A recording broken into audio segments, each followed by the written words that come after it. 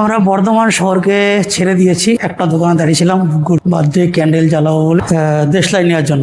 বুগ্গুর মা বলছে খুচরো পয়সা আছে, আমি 10 টাকা দিয়েছি। এখন ওই কাকু দেবে না, দুটো দেশলাই চেয়েছি, দেবে না, খুচরো পয়সা না দিলে দেবে না। বললাম ঠিক আছে, খুচরো পয়সার দরকার নেই, তুমি এক কাজ করে 5টা নিয়ে এসো। বুগ্গুর মা 5টা দেশলাই নিয়ে চলে আসলো। এখন আমাদের কাজ হচ্ছে আমরা কোনো একটা ফাঁকা জায়গা দেখবো, আমরা কোনো একটা ফাঁকা জায়গা দেখবো, ফাঁকা জায়গায় দেখে দাঁড়াবো, একটু খাওয়া দাওয়া করবো, জল টল খাবো।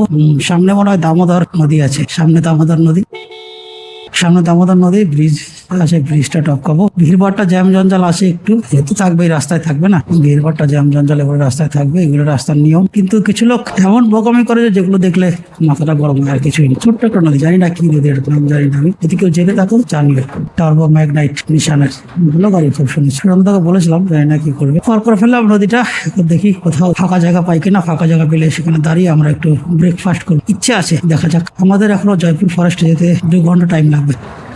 রোদ উঠেছে, ভালো আবহাওয়া, ভালো আছে, বৃষ্টি মেঘ বৃষ্টি নেই, কিছু মেঘ বৃষ্টি হচ্ছে না, খুব সুন্দর আবহাওয়া রয়েছে। আবহাওয়া নিয়ে কোনো কথা হবে না, কিন্তু ঘটনা হচ্ছে যে আমার জয়পুর ফরেস্ট পৌঁছাতে কেমন থাকে। আশা করি ভালোই থাকবে, খারাপ থাকবে না। চলো যাই, টানতে থাকি। ফাঁকা জায়গা কোথাও পেলে একটা দাঁড়িয়ে আমরা খাওয়া দাওয়া করবো, ব্রেকফাস্ট করবো। ফাঁকা জায়গা, সুন্দর জায়গা দেখে একটু ব্রেকফাস্ট করবো, ইচ্ছা আছে। এই হচ্ছে দামোদর নদী, এটা যেটা ওইটা কোনো একটা শাখা নদী হবে। মেন দামোদর নদীটা এই সামনে বর্ধমান শহরকে পার করে একটা মোড় পার করে আসলাম, ফ্লাইওভার ঢুকে। আর এখানে থেকে শুরু হচ্ছে দামোদর।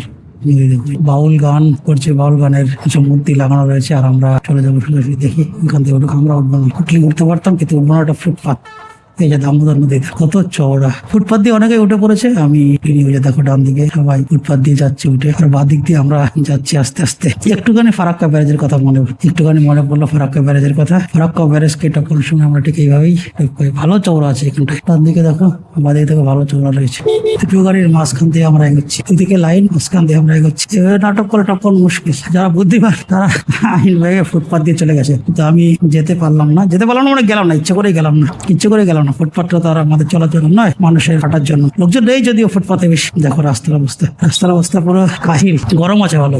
রাস্তার অবস্থা ভেঙে চলে, দেখো কি অবস্থা। যে ব্যারেজ এখানটায় বেশিক্ষণ থাকে তো মানুষ দাঁড়িয়ে, মানে গাড়ি ঘোড়া নিয়ে টপকানোর সময় প্রচুর জ্যাম হয়, ধীরে ধীরে যায় সবাই, যার জন্য রাস্তার অবস্থা খারাপ হয়ে গেছে।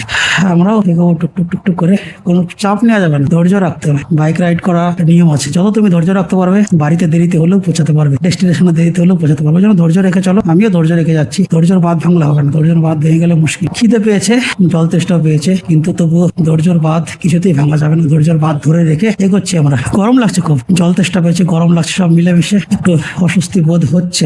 কোথায় ফাঁকা জায়গা পাই পেলে আমার থেকে স্যান্ডউইচ কিনেছি, কোল্ড ড্রিঙ্কস কিনেছি, ঠান্ডা জল কিনেছি, খাবো আমরা বসে। কোথায় ওই সামনে শেষ ব্রিজ, আর বেশিক্ষণ সময় লাগবে না, অল্প সময়ের মধ্যে ব্রিজটা শেষ হয়ে যাবে। তারপর নদীটা শেষ। আমি ফুল হেলমেট পরেছি, হেলমেটের কাশপাশ নামিয়ে রেখেছি, ধুলো ময়লার জন্য কাশপাশ নামিয়ে রেখেছি, নাহলে ধুলো মেলা চোখে মুখে ঢুকলে আরো কষ্ট হয়। কাশপাশ নামিয়ে রেখেছি। যে ব্রিজ শেষ, এই পর্যন্ত শেষ ব্রিজ, আর নেই। আশা করি সামনে ভালো রাস্তা পাবো। এর আগে যখন এই বিধানসভা ভোটের আগে পূর্ব মেদিনীপুর প্রথম ডিউটি এসেছিলাম, তারপর ওখান থেকে এসেছিলাম পূর্ব বর্ধমান থেকে খন্ডঘোষ, পূর্ব বর্ধমানের খন্ডঘোষ বলে একটা জায়গায় আমি সিএম ডিউটি এসেছিলাম, এক্স সিএম মমতা ব্যানার্জি ডিউটিতে এসেছিলাম। ওই একটা গাছের ছায়া দেখে দাঁড়ালাম আমরা, এখন একটু খাওয়া দাওয়া করবো। ওই দেখো বার্থডে বয় ডিজাইনটা দেখো, এই যে পথসাথী মডেলের সামনে দাঁড়িয়েছে, দাঁড়িয়ে এখানে আমরা একটু খাওয়া দাওয়া করবো। খাওয়া দাওয়া করে জল খাবো, বুকুর জল তেষ্টা পেয়েছিল বলছিল, খেলো।